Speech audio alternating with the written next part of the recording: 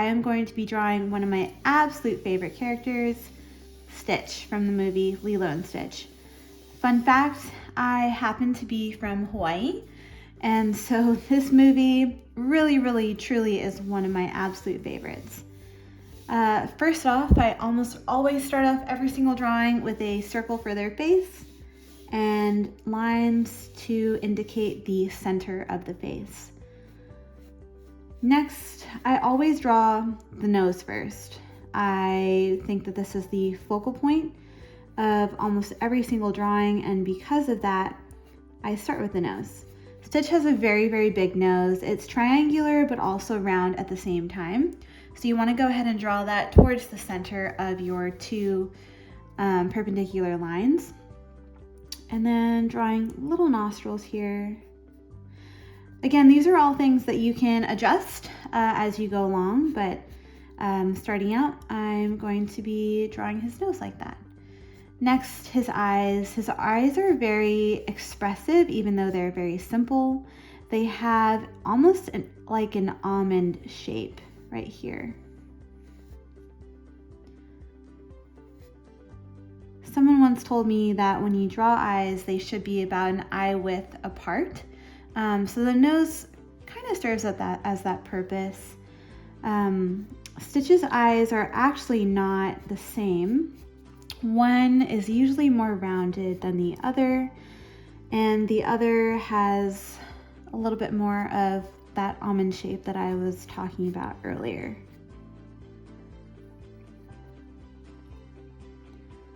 I might be adjusting this later on, but this is how we are starting off. I almost always go back in and make Stitch's nose bigger. For some reason, I can always forget how big his nose is. Actually, I'm going to be adjusting this eye right here now. Just having it go a little bit higher. Be a little bit bigger. I try to keep the eyes about the same dimensions, so to speak, so I'll probably be adjusting this one a little bit later to make sure that it's not so much bigger than the other eye. Stitch also has these outlines for his eye that I go ahead and draw here. I'm a self-taught artist, so I realize that I don't have the most conventional drawing techniques, but I love drawing. It's an absolute passion of mine, and hopefully it inspires you to draw as well. And don't ever let someone tell you that you're drawing the wrong way. There are different ways to draw, but to me, I love drawing, and so this is my drawing technique, and this is what I'm going to stick with. It's what I'm great at. So drawing the outlines of the eyes here. So Stitch's face is really starting to take shape. His nose is pretty much a little bit below the alignment of his little eyeshadows. And then I'm going ahead and drawing his mouth a little bit. Stitch also has a very big mouth. It encompasses almost the entire face. And I'm giving him a slight frown. He's not mad, he's just pondering life. And then Stitch has these little eyebrows, I guess you could call them. So adding those here, I will probably be adjusting them as we go along. And then like I said, his mouth takes up his entire face. So you want to go ahead and draw his mouth line right here. I'm gonna give him a little bit of a smile because I changed my mind and I want Stitch to be drawing a little bit. So I had originally drawn this little frown here, but I really wanted his mouth to be close to his eyeshadows. And again, this is where you make all of your adjustments. Nothing is ever set in stone until you go ahead and outline it in ink later. All right, so there is his little smile. I'm gonna go ahead and draw a little bit of an hourglass shape. When you're drawing, you want to try to use simple shapes as much as possible. So for example, to me, this looks like an hourglass, which will serve as his neck. I'm gonna go ahead and finish up the face a little bit. What's nice is you can really start to use the lines that you had drawn before. So see how this line from the circle really starts to go along with the face. Stitch has a round face, but it's not completely up, so that's why I'm making it leveled a little bit over here. He also has a little bit of fur, and I like to include it overlapping his face a little bit.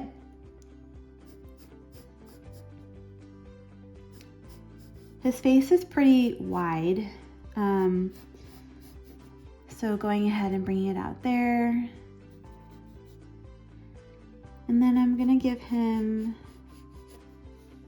a little bit more of a cheek, I guess you could call this.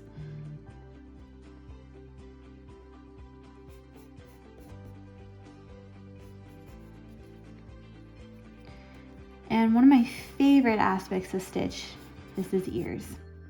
They are his signature. So going ahead, they curve a little bit inward. These are almost always something that I make adjustments to later on, because sometimes I want them to be bigger, sometimes I want them to be smaller, but whatever the reason, I adjust them pretty often. All right, so there's one ear. His ears connect to the bottom of his face. I also draw a little bit of an indent here, which will then erase that. It's one of his key features. And then now it's time for the other side. Stitch is very symmetrical, which makes him pretty easy to draw. There are only a few changes when you draw him. One being the little indent that I mentioned earlier actually goes up here instead of down here as on the other side. And I actually don't like how it curves so much, so I'm going to make that adjustment right here. Again, you can adjust anything however you want. Nothing is set until you outline in permanent ink, and even then you can really make some adjustments. All right, so there you have the face. He's really starting to take shape here, which is always very exciting. All right, so now you have this going for you.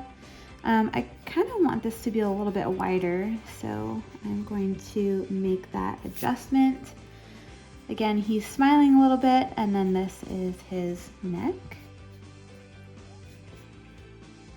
Stitch also has shoulders that come up here, pretty high on his, near his neck.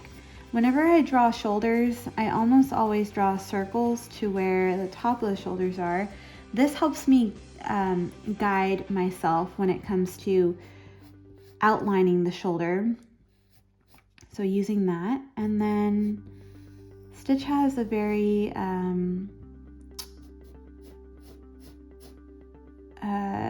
what am I trying to say? Round arms. So I like to draw basic shapes again as much as possible. So here I'm really drawing the outline of his arms, and I think they look kind of like pins, bowling pins, I guess is a good way to describe them. And I think here I'm going to make his shoulder a little bit lower, actually. Tad lower.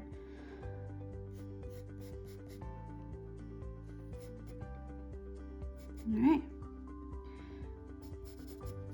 And after you draw those basic shapes, which is essentially your bowling pin, then you can kind of go ahead and really start to focus in on making any modifications. So obviously I drew this pretty big. And let's see.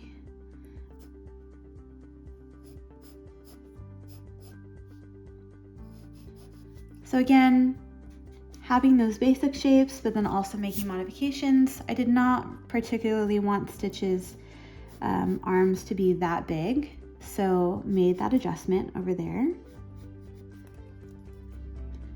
Stitch is a little slanted here, so making sure that he has all of those outlines in order for him to be slanted. His face is slanted, but his arms are not. They are pretty level.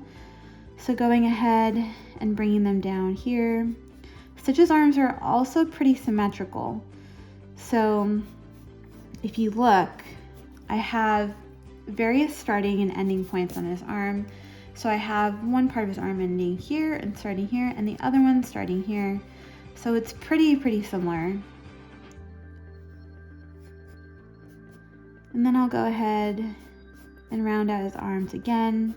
Again, making those modifications because I did not like how his arms were that big earlier. But you can still see the basic shapes of the bowling pin. Now I know that I want his hands to be over here. So I usually outline them just so that I have a better idea of where I want everything to be.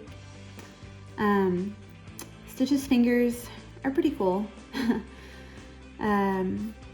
They have claws on them, so you want to go ahead and draw his first finger. I think he has 4 fingers and 4 claws. And then his thumb kind of goes out here. They're very round shapes. And what I want to go ahead and do is draw a few of them. They obviously connect. He has claws, but I'm going to actually wait to draw the claws until I draw all of the other fingers, so to speak.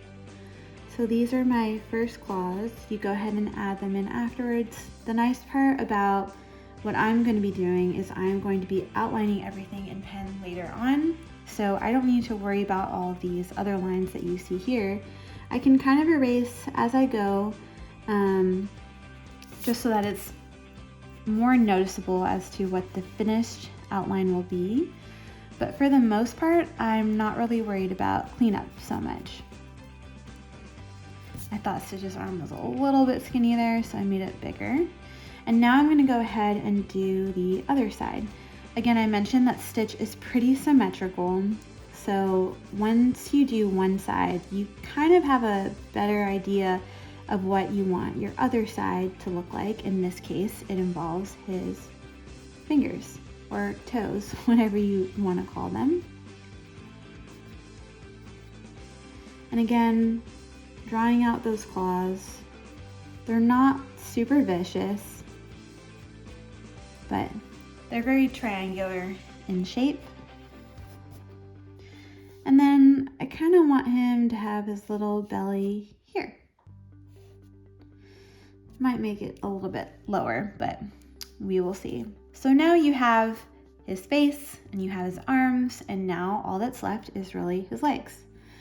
Stitch has circular feet, for those of you who don't know the character that well.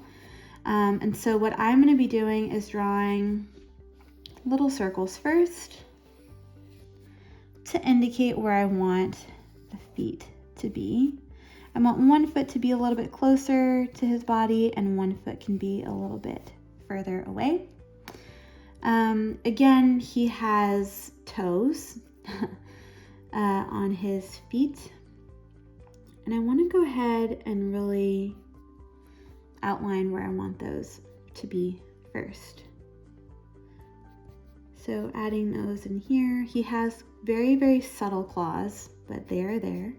And see how now I'm using the circle that I sketched out earlier to kind of guide me as to where I want his feet to be and his claws.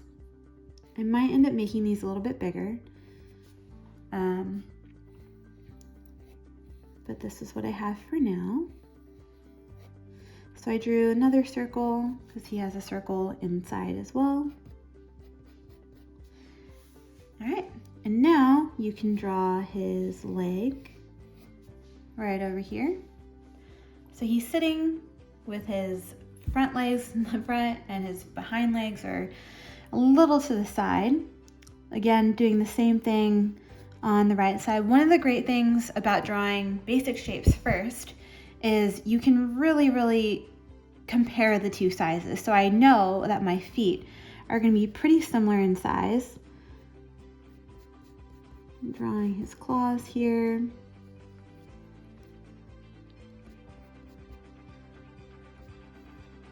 Some of Stitch's claws or his toes face upwards and some don't.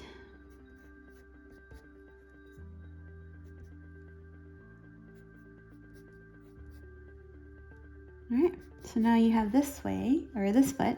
And again, using the circle that I used earlier to outline the basic shape, adding in that little middle circle is one of Stitch's characteristics. And then the difference that I'm going to be doing is, since I have this foot a little bit further out, I'm going to be bringing it in a little bit right here. And I'm also going to be erasing this. And I'm going to be adding a little bit more of his back. Just giving it a little bit of style here. So there you have it. You have Stitch. Hopefully this was a lot of fun. I think I'm gonna make his stomach a little bit lower here. But now you know how to draw Stitch. If you want to keep following along, I will also have a video on how to color him. Thanks everyone.